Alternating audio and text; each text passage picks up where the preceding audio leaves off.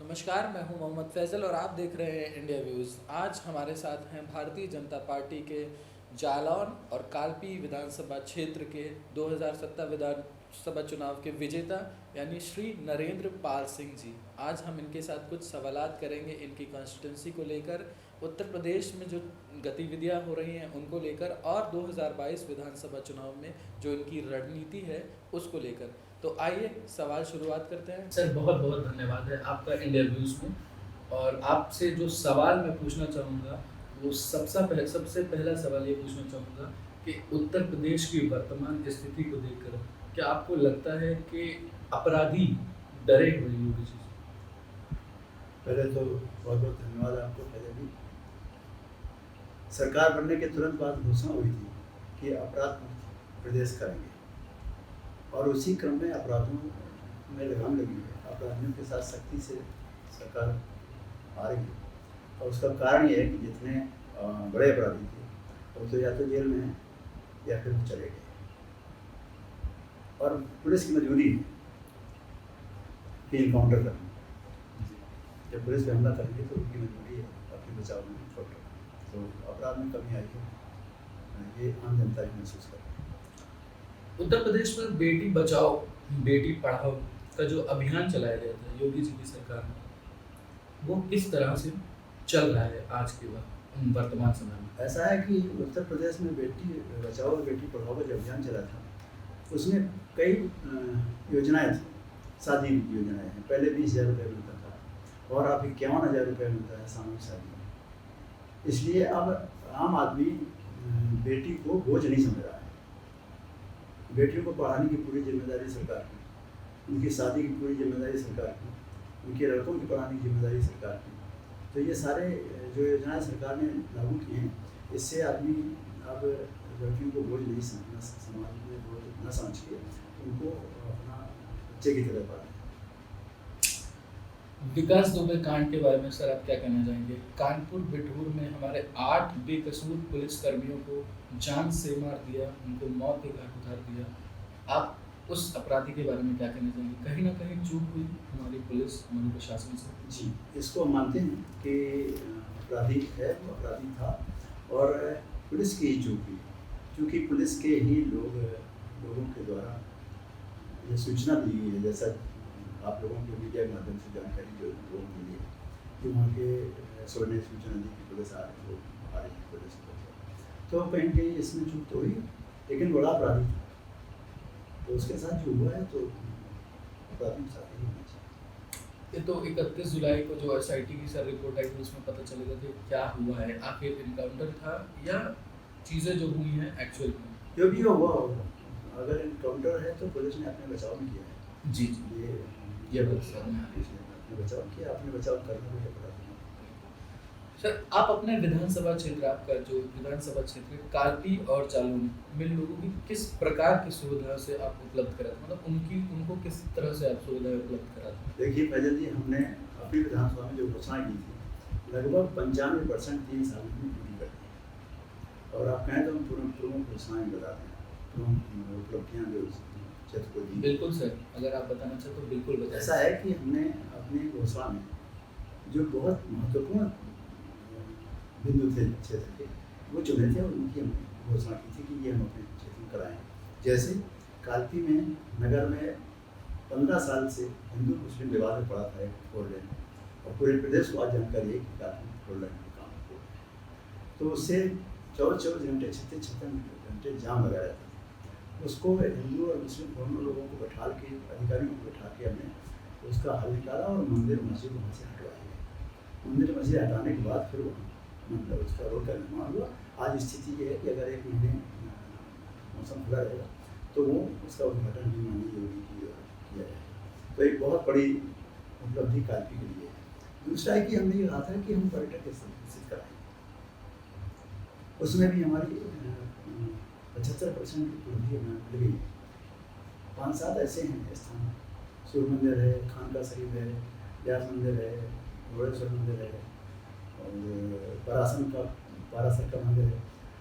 ऐसे स्थान जिनको हम पर्यटन विकसित करना चाहते थे, तो आज पहल हमने समझे कि एक स्थान को पहले चुन लिया गया है। मोदी जी, योगी जी ने एक स्थान को पहले चुन लिया है, सूर्य मंदिर, जो पूरे हिंदुस्तान में 2 सूर्य मंदिर हैं, एक कोणार्क में है, एक काल्पी में है।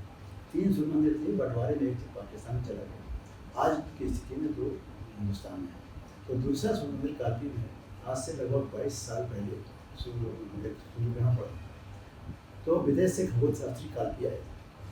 सबसे पहले सूर्य ग्रहण उस स्थान पर देखा गया, तो वो हमने सरकार ने उसको टेकअप किया है और उसमें 50 लाख रुपया भी दे दिया है। उसके कुछ थोड़ा बहुत काम हुआ, तो एक ये हो गया। दूसरा, बाकी को माननीय मुख्यमंत्री जी कहा है बाकी क्षेत्र भी हम आपको कर देंगे। और ऐतिहासिक नगरी है, धार्मिक नगरी है और ऐतिहासिक नगरी है। तो वहाँ एक लंका है जो शायद मैं समझता हूँ पूरे हिंदुस्तान में कहीं व्यास जी का जन्म स्थान है काफी। व्यास जी के पिताजी पारासर, वो परासर में उनकी तपोभूमि है। ऐसे कई स्थान हैं, मैं सही स्मारक है बहुत बड़ा।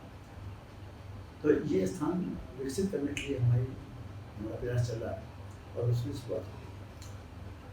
पक्की सड़कें, बिजली, पानी, ये आमतौर पर नेताओं के जुबान पर होता है जब चुनाव होते हैं।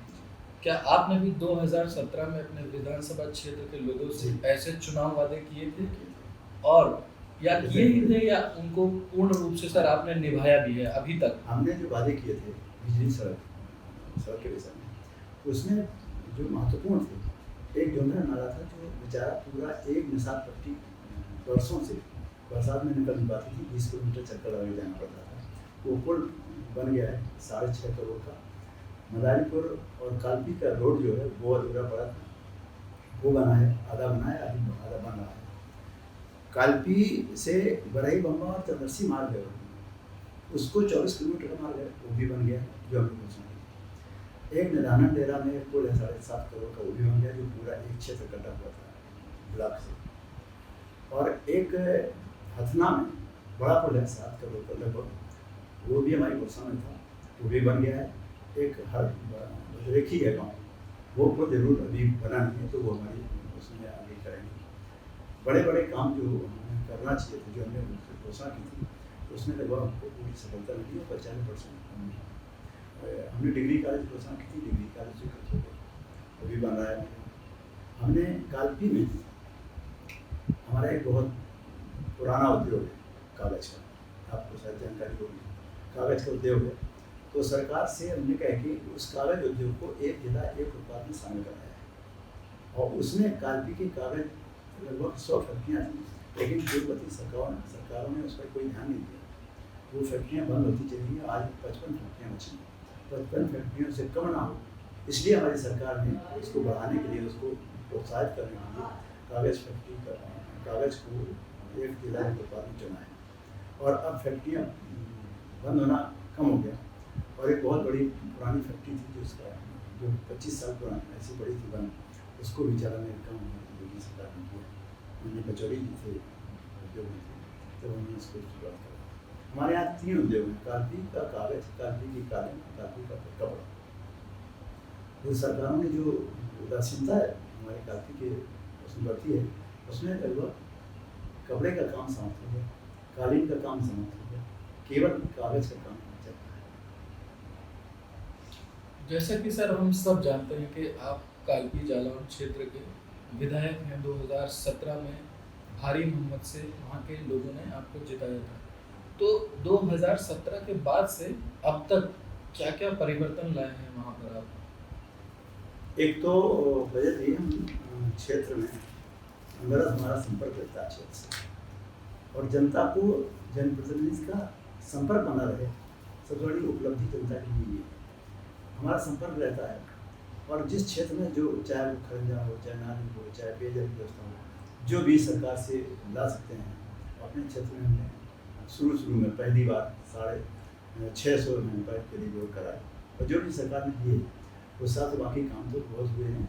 तो वो हमने ऐसी जगह कार्यालय बनाया है बीच में विधानसभा के, और एक उठान में हमारा क्षेत्र है 110 किलोमीटर लंबाई हमारी विधानसभा की है। तो हम दिन निश्चित किए हमने कहाँ कहाँ बैठते हैं, वही सब से संपर्क करके और समस्याओं का निदान। सर आपके कार्यकाल से पहले यानी 2017 से पहले उस क्षेत्र के क्या हालात थे कालपी जालौन के, और आज यानी कि लगभग 3 साल होने के बाद आपके कार्यकाल में आज वहाँ के क्या हालात हैं? आज वहाँ की जनता संतुष्टि महसूस कर रही है कि जो हमने जनता चुना है वो हमने ठीक निर्णय लिया है। इसलिए कि इसके पहले हम अभी भी चैलेंज करते हैं कि जो हमने 3 साल में काम किया है वो पिछले 15 साल में काम नहीं हुआ होगा जितना योगी सरकार ने हमारे काफी लक्ष्य। इसलिए वहाँ की जनता संतुष्ट है सरकार से और जनप्रतिनिधि से। जनता दरबार में लोग अलग अलग तरह की समस्याएं आपके पास लेके आते हैं, आपने उनकी समस्याओं का समाधान किस तरह से किया? देखिए, जो समस्याएं हमारे पास आती हैं, एक तो हम 7:30-8 बजे से 9 बजे तक अगर क्षेत्र में नहीं है तो कार्यक्रम रखते हैं दिन निश्चित, और जो हमारे पास समस्याएं आती हैं उनका तुरंत निस्तारण होता है। वहीं से फोन से अगर नहीं हुआ तो फिर हम जाके फोन से जिस अधिकारी संबंधित शिकायत है तुरंत निस्तारण होता है और बता देते हैं कि ये समस्या है, ये आ रहे हैं, अलग अलग तरह की समस्याओं को लेकर सर आते हैं इस जनता दरबार में आपके पास, आपके क्षेत्र के लोग। कोई बाप अपनी बेटी की पढ़ाई के लिए, कोई बाप अपनी बेटी की शादी के लिए, कोई माँ अपनी बेटी के अपने बेटे के पढ़ाई के लिए, तो कोई किसान अपनी खेती के लिए, बच्चे अपनी शिक्षा के लिए। किस तरह से आप इन सब का निवारण? ऐसा है कि हर क्षेत्र में सरकार ने कुछ न कुछ योजनाएं दी। जिस क्षेत्र में जो समस्या होती है, चाहे लड़कों के बच्चों की पढ़ाई कर लो, चाहे पेयजल की व्यवस्था हो, चाहे बच्चों के बेरोजगार की संख्या हो, समस्या हो, तो उस हिसाब को उनकी जो योजनाएं सरकार की हैं उस योजनाओं से उनको अवगत कराती हैं। भाई आप ये करिए तो आपकी नौकरी लग जाएगी, आप ये करिए तो आपके साथ आपकी लड़की की पढ़ाई का पैसा मिलेगा, आप ऑनलाइन आवेदन करिए तो आपकी पेंशन मिलेगी। तो जो सरकार की योजनाएं हैं उनको पूरी तरह से उनको बताना ये भी एक हमारी जिम्मेदारी है। जो लोग जनता के लोगों को जानकारी दी है तो उसकी जानकारी दे देते हैं तो संतुष्ट हो जाते हैं। क्या आपको लगता है कि अपराधियों के लिए इनकाउंटर की जो नीति बनाई है योगी जी की सरकार ने, ऑपरेशन क्लीन ठोको नीति, वो वाकई कारगर है, या सर उनके लिए भी उनके जुर्म की सजा भी संवैधानिक देश में, एक संवैधानिक देश में संवैधानिक तरीके से होनी चाहिए? देखिए, ऐसा है कि इसमें तो मैं समझता हूँ कि अगर अपराधी किसी तरह से पुलिस से भिड़ता है तो इनकाउंटर के अलावा कोई रास्ता नहीं पुलिस के पास। और 20-20 साल अफजल ऐसे बैठे रहे, बड़े गुलामात की तरह सेवा करती है सरकार। उनके लिए सर क्यों नहीं करें, उनका इनकाउंटर क्यों नहीं होना? नहीं, ये तो ऐसा है, उन्होंने ये ना किया होगा जब पकड़ के जाए तो पुलिस के साथ हमला कर दें। इनकाउंटर तो मजबूरी है, हमने कहा इनकाउंटर सरकार की मजबूरी नहीं है, पुलिस की मजबूरी है। हम लेके जा रहे हैं, पुलिस वाले हैं, हम लेके जा रहे हैं, वो हमारे पर हमला कर देगा तो हमारी मजबूरी है इनकाउंटर अपनी बचत की। ऐसे हालात में सिर्फ एक यही एक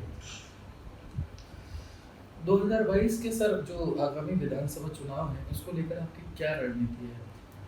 देखिए, पहले इसमें हमारा पूरा प्रयास ये है कि माननीय योगी सरकार और माननीय मोदी सरकार की विकास की तरह हर गाँव में पहुँचे, और उस हर गांव में पहुंचाने के लिए हम वचनबद्ध हैं और हम कटिबद्ध हैं।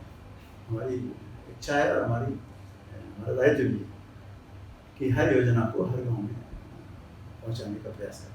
तो जहाँ जहाँ कहीं अभी तक बहुत दिन हुए, कई गांव ऐसे हैं जहाँ आज तक सरकार की कोई योजना नहीं पहुँची, तो अब जो हमारे इस 3 साल बचा है 1.5 साल, तो हमारा प्रयास ये होगा कि वहाँ भी हम कुछ न कुछ विकास कार्य कराएं।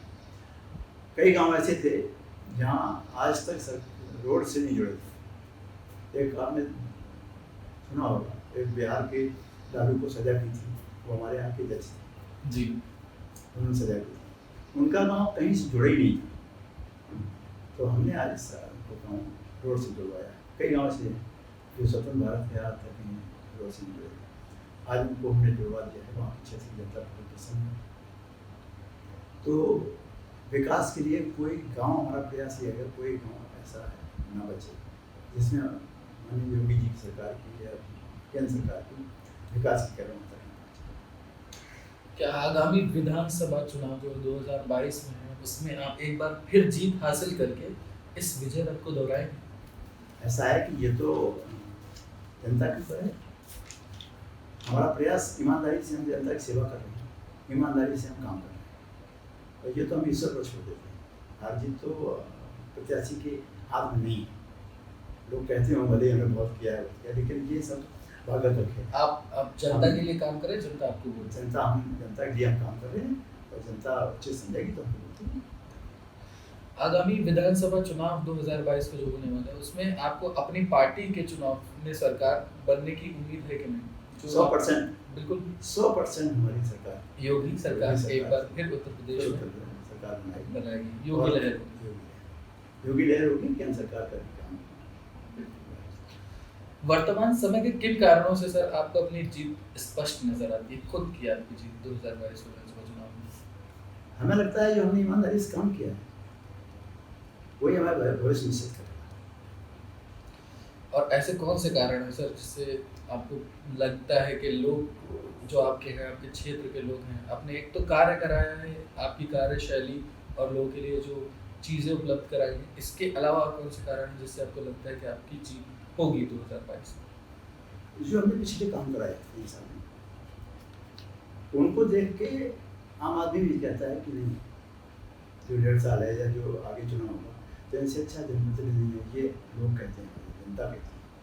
तो आदमी तो काम देख के वोट करता है जी। और उसको लगा है कि हमारे दरबार से खर्चा बन गया, हमारे यहाँ नल लग गया, हमारा रोड बन गया, 15 साल पुराना एक बहुत बड़ा पुल, 15-20 साल से बड़ा था सैनी का चन्ना का पुल, वो पुल शुरू हो गया। तो जितने रुके हुए काम थे वो सब हमारे सरकार के समय पूरे हो रहे हैं, शुरू हो रहे हैं। तो लोगों को विश्वास हो गया कि ये सरकार दोबारा बनी है, सरकार बनी है तो हम अपने को जनता के लिए किस प्रकार का लक्ष्य आपने बना कर रखा है 2022 में को लेकर? देखिए, सर्वांगीण विकास का हमारा लक्ष्य है।